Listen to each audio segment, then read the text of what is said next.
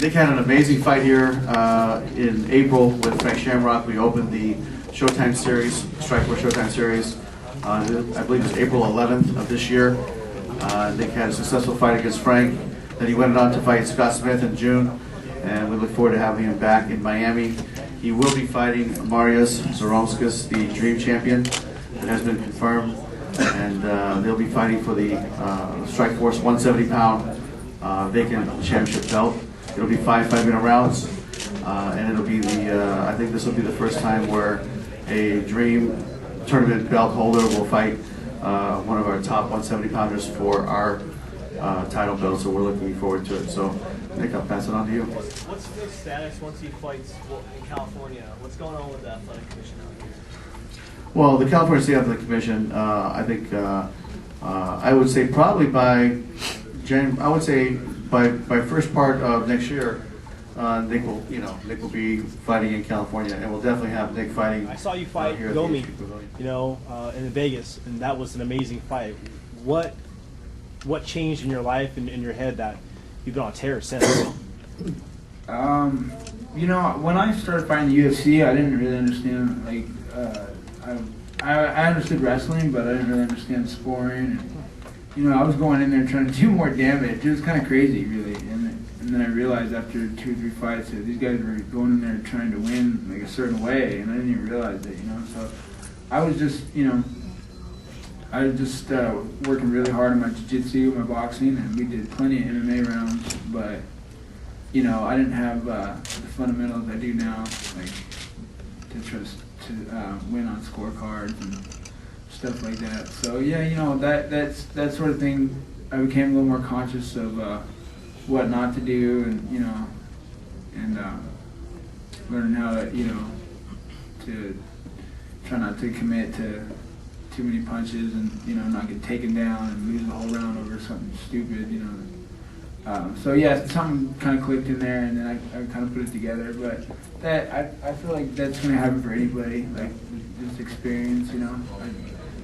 I got started pretty early, so I got ahead really far in jiu-jitsu, and then I got ahead really far in boxing, and just fighting.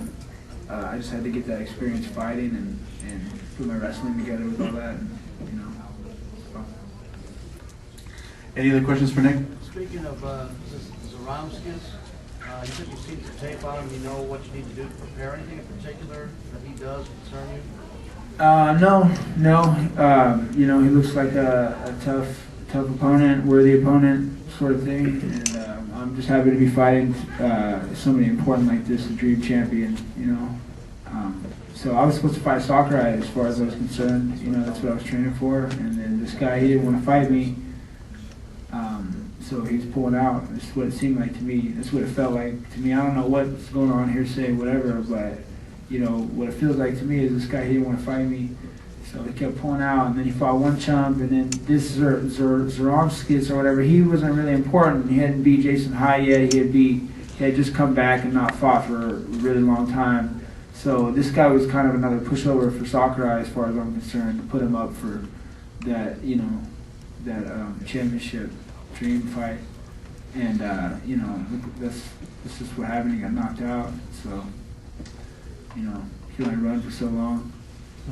Your thoughts on Scott Smith and I just knew that was going to happen. I knew that this guy, he was not ready to fight. Real MMA fighter as far as I'm concerned.